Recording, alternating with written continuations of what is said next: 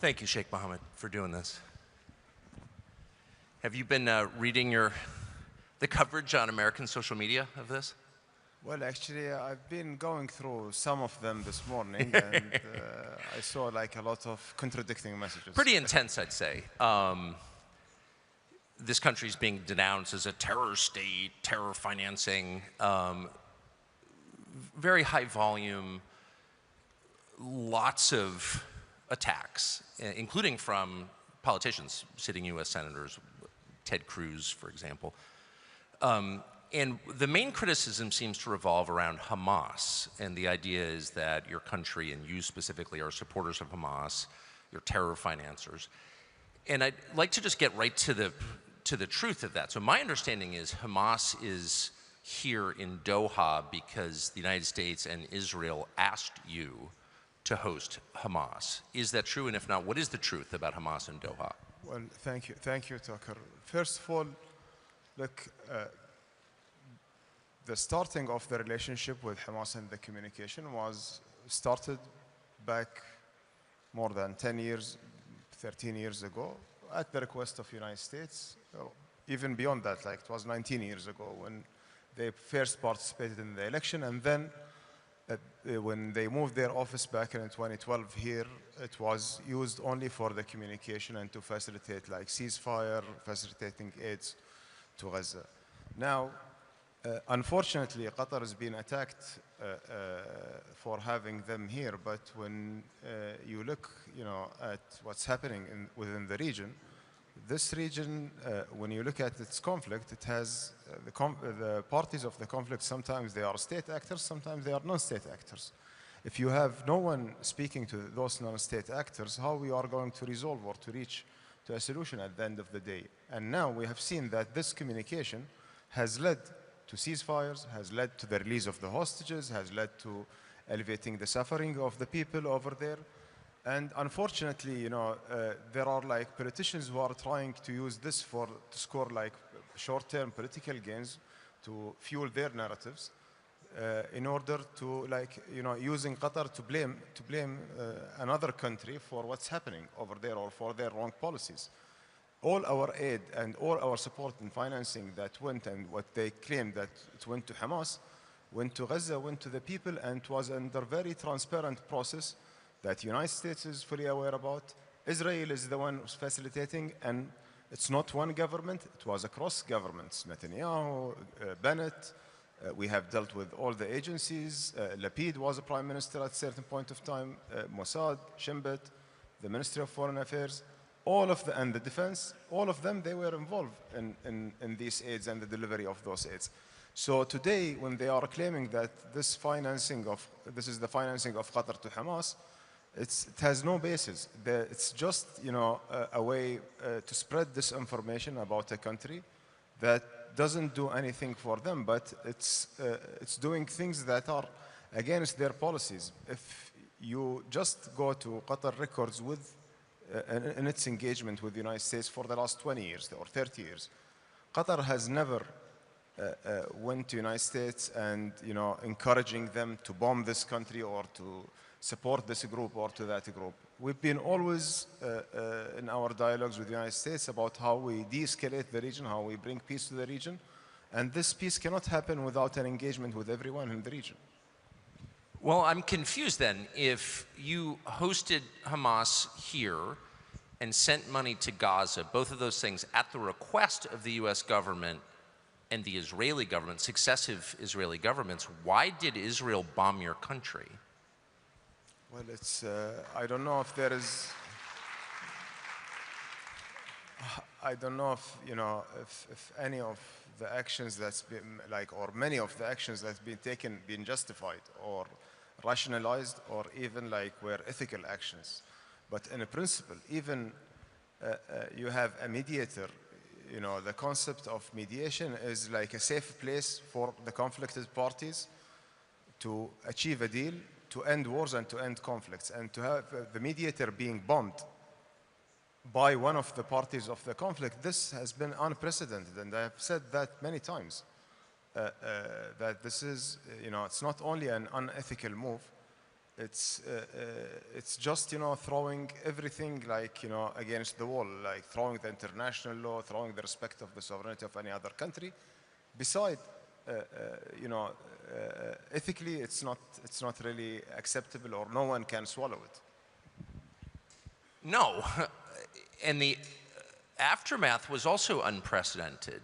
So President Trump basically told the Israelis to apologize to you. He took your side. He took the side of an Arab country against Israel in this specific case. I don't think I've ever seen that before. I don't think it's ever happened before. What was your reaction to that? Well, of course, President Trump was very clear from the beginning since the attack. Actually, when he was informed about the attack, he assigned one of his advisors to reach out to us, and at the same time, he called His Highness after the attack, and he expressed his frustration, his disappointment from such a thing that's happening by Israel, because he knows everything about the process and he knows how helpful we were throughout this process. And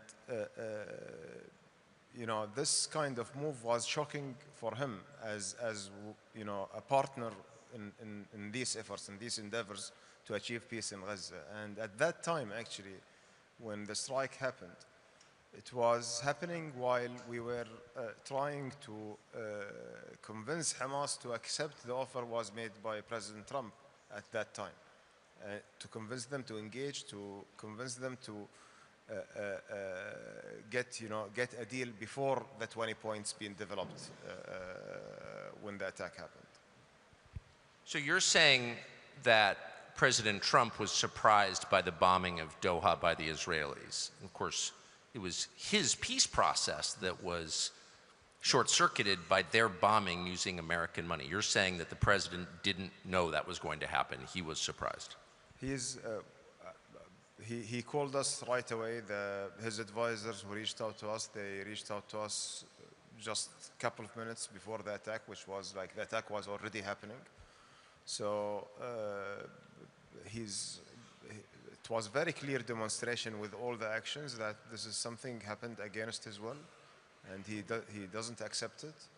And he made it very clear for everyone that this is like a red line, that he doesn't want anyone to cross it, and we highly value that and appreciate it. And I'm just pressing you on this because there were news accounts in the subsequent days, the next day, the day after, in Israel saying, no, the Israeli government did this, the Prime Minister did this, with the agreement of Donald Trump. This was part of Donald Trump's plan, was to bomb Doha, bomb his own peace negotiations, and you're saying that's not true. Well, I think this is one of many efforts to sabotage the relationship between Qatar and the United States, and they want us to believe that. And I think that these efforts are not new to us. We have seen a lot of efforts ongoing for years now on, based on disinformation and spreading lies and false information about Qatar in order to hurt the relationship between Qatar and the United States, which we see it from our perspective as mutually beneficial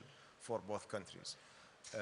Because we advocate for something different than what our adversaries advocate. Our adversaries advocating for escalation, for bombing, for controlling, but we advocate for resolving conflict in a diplomatic way, trying to stabilize the region, and that has been Qatar policy since inception. So you said that your country has sent money to Gaza for humanitarian reasons. That's your position. Basically paying to help the people who are being bombed by Israel. Now there's the question of who rebuilds Gaza, which has of course been completely destroyed, and who pays for it. And I wonder, well, I don't wonder, I just imagine with total certainty that you will be asked to pay for the rebuilding of Gaza. Why would you do that? Why would you rebuild a region that's been destroyed by a country that also bombed you? Well, look, Tucker, here, there is like a very, an ironic situation when you look at like two conflicts happening at the same time, and you are hearing like many about when it comes to the Russia-Ukrainian conflict, that Russia should fund all the reconstruction and their assets should be seized to fund all the reconstruction of Ukraine.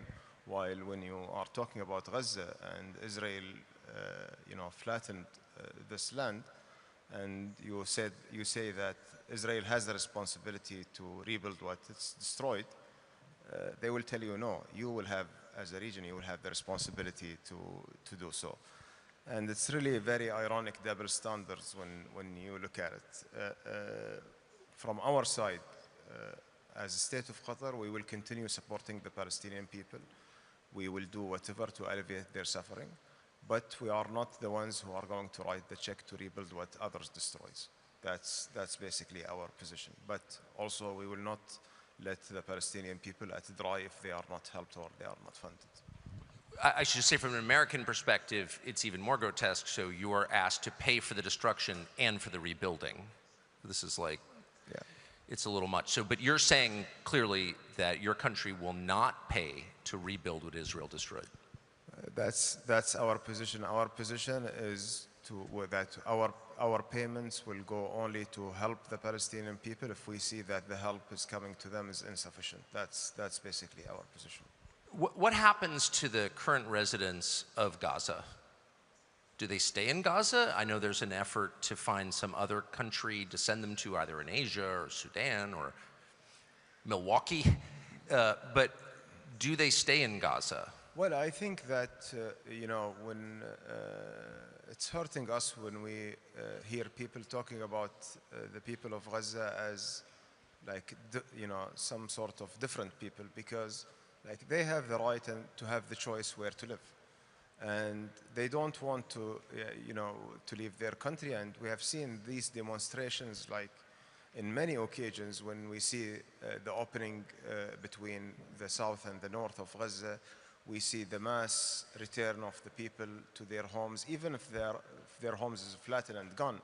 They just go there and build a tent. And this is just showing you how solid are those people, how resilient are those people, how those people, they don't want to leave the land that they belong to.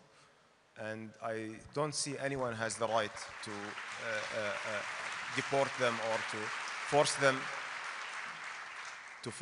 to go somewhere else. It's their country, it's their home, and they have all the right to stay there and to live there. Yeah, the idea of moving millions of people by force into another country, has been discredited, I would say, historically. Big picture, this is a question that remains unanswered in the United States. Like, what is the plan here exactly in the Levant? What is Israel's plan? What is the strategy? I understand it's, defeating Hamas and Hezbollah, and, I understand the short-term goals that are often articulated, but what does this look like in 10 years? What is the object? Do you have any idea? Well, I think, if we look at the situation currently, I have mentioned that yesterday. The situation currently is not is not something that can survive for long in being stable. Now, the issue that if the Israeli forces remains there, if the violations remains happening in Gaza, this conflict can escalate again. And that's what all of us, we want to avoid. The best plan is to apply what's been already agreed on in the plan that President Trump has launched and the countries in the region has supported, to rebuild Gaza for the Gazan people to remain there, but also finding a political solution for the bigger issue, because if you keep this issue unresolved, the Palestinian issue unresolved, things will escalate again and again. We cannot build a house without building the foundation of that house. And the foundation of that house, that the Palestinian people get their rights for their states, and they have the right to stay in their own land.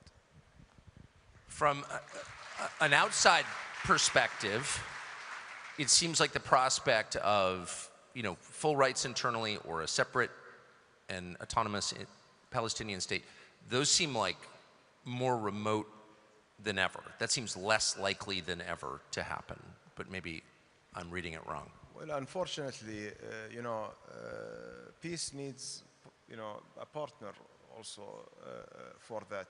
With the current configuration in Israel and what we are seeing in the political landscape there in the Knesset and all those resolutions that they are passing against the two-state solution is just, setting us apart from this path, which is unfortunate to see that there is no enforcement to push them that this is the only path forward to have a two-state solution.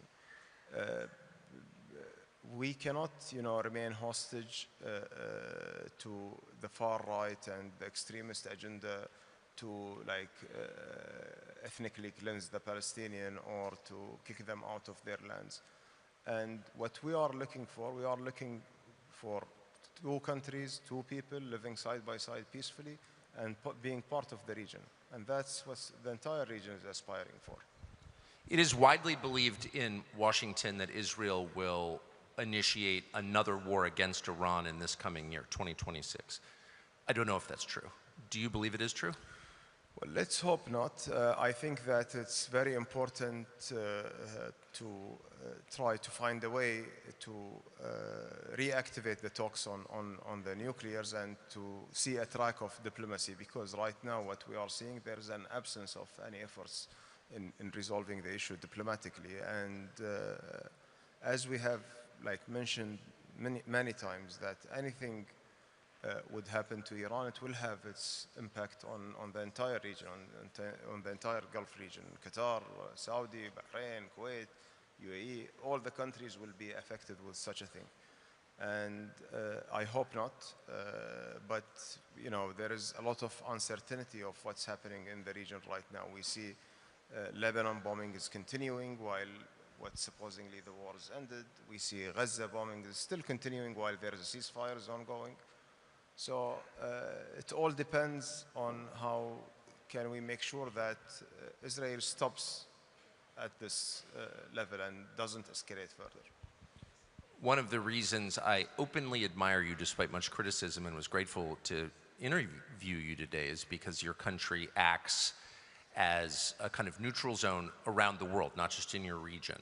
Switzerland no longer being non-aligned, unfortunately, it's fallen to your country to be the place where people can negotiate conflicts to peace, settlement. You're doing that in Eastern Europe with Russia, Ukraine. You helped get Evan Gershkovich out of prison in Russia. I don't know if you've gotten credit for that. God bless you for doing that. Do you see that conflict as moving toward resolution? Well, I think that there are a lot of hope in the current endeavor that's carried out by the United States to reach to a resolution, because I believe that this war has becoming very disruptive, not only for Europe and not only for the Ukrainians, becoming disruptive for the entire world, and it's just polarizing the world more and more. And this is not in anyone's interest, and it will have its consequences. Right now, we see a relentless efforts by the US administration in order to achieve a deal. And the Ukrainians are engaging in this process, and we are trying our best also whenever we are needed to help and to support within that process. But I believe it is solvable. It can be achieved. It's not something impossible. So last question. I've been personally, not to make it about me, but I have been criticized as being a tool of Qatar. And I just want to say what you already know, which is I've never taken anything from your country and don't plan to. I am, however, tomorrow buying a place in Qatar, both because I am. Please pay a high check. In Doha, yeah. And I'm doing that because I like the city. I think it's beautiful.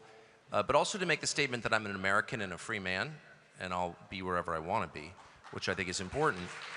But that does kind of leave us in a place where I have not taken any money from Qatar. I have instead given money to Qatar. And I wonder if you feel that that means I've bought you and you will now spew my propaganda. Well, thank you. Just ask me whatever you want me to do for you, I will do it. But look, Tucker, unfortunately, as I told you, that there are a lot of players putting a lot of efforts to sabotage the relationship between Qatar and the United States and to try to demonize anyone who will come to this country. Our efforts, when we are lobbying or doing, our outreach in the United States, is to make sure that this relationship is safeguarded. And the relationship for us is mutually beneficial. We are not getting aid from the United States. Instead, we are buying from the United States. We are partnering with them. We are investing in the United States investing in Qatar. And this relationship has been always a two-way relationship. And we pay all these amounts for lobbying only to protect and to safeguard this relationship. If we were not being attacked and under a lot of disinformation campaign that's been unfortunately funded by other players who doesn't want to see a US-Qatar relationship flourish, we would spend this money for better things, to do with the relationship. Sheikh Mohammed, thank you so much for taking the time to do this. I appreciate it.